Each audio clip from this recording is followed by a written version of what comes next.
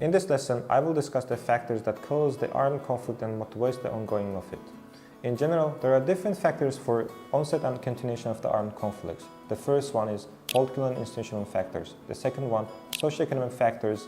And the third one, resources and environmental factors.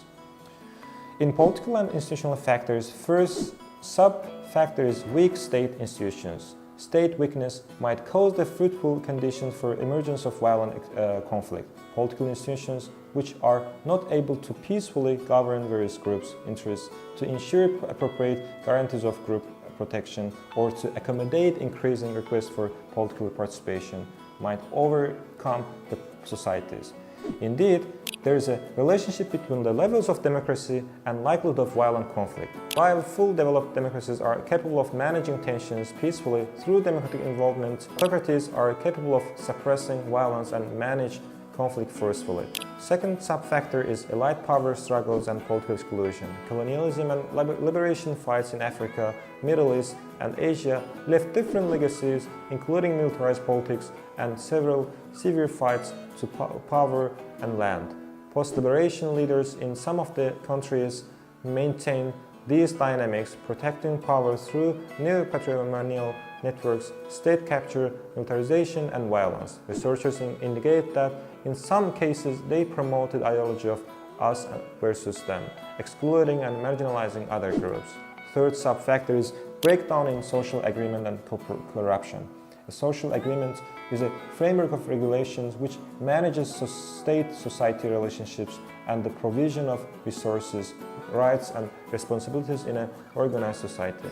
How a government uses public revenues up regardless of whether it is earned from taxes or from natural resources is important. If the government spends it equally on social welfare and meets basic needs, conflict is less likely to happen. Furthermore, corruption destroys public trust in government, anticipates domestic and foreign investment, sharpens inequalities in wealth and enhances socio-economic grievances.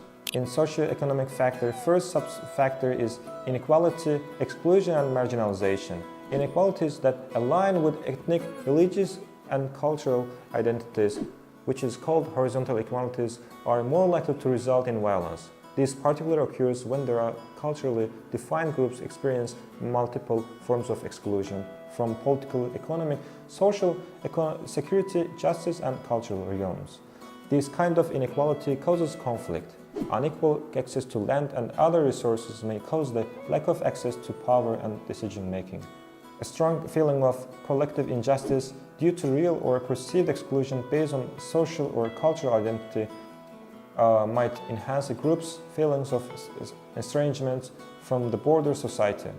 This may lead to hostility and grievance. Periodically, such kind of tensions may intensify group mobilization and provoke violent conflict.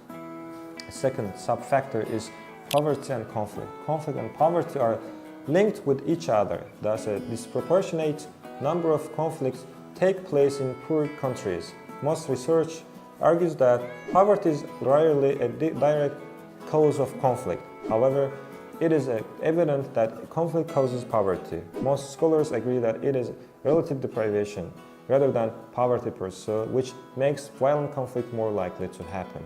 Poverty can contribute to or maintain conflict through its association with perceived injustices and forms of exclusion between groups. In resource and environmental factors, first sub-factor is greed and opportunity. Regardless of the beliefs, ideologies and grievances involved, all armed conflicts have to finance. Such financing often is generated from illicit sources and activities. Economic relations might become coercive during armed conflict, and peacetime economic activities can be looted by belligerents. Illicit trade during armed conflicts may reinforce other motives of conflict. Individuals at all levels of society may benefit from conflict to the extent that peace looks not so attractive, or violence may create a degree of economic security that is preferably to the uncertain prospects of peace. Conflict can only be settled by considering non-political features of violence and economic profits it can bring. Second sub-factor is resource exploitation. Control and exploitation of natural resources might be involved in all phases of the conflict, contributing to the onset of conflict through inequitable resource and wealth sharing. The sustainability of conflict through the exploitation of high-value resources to finance armed forces and hindering conflict resolution and peace agreements processed by actors which could lose access to resource revenues. Extractable resources are most likely to promote conflict when resource exploitation becomes linked to social or political exclusion. Such issues are frequently arise where there is a shortage of non-lootable resources and where the resources are located inside the conflict zone. Finally, the third sub-factor is environmental insecurity and resource scarcity. Environmental scarcity contributes to armed conflicts in areas in the third world countries. Environmental scarcity emerges from environmental change and resource degradation, population pressure, as well as unequal distribution of resources, like land and water. Environmental factors are rarely the cause of the conflict, but can contribute to the instability and violence together with the other factors. For example, climate change diminishes access to natural resources and undermines the state's capacity to assist people maintain their livelihoods. That's why climate change is most likely to flame up violent conflict in poor, badly governed countries with a recent history of armed conflict. Thank you very much for watching us.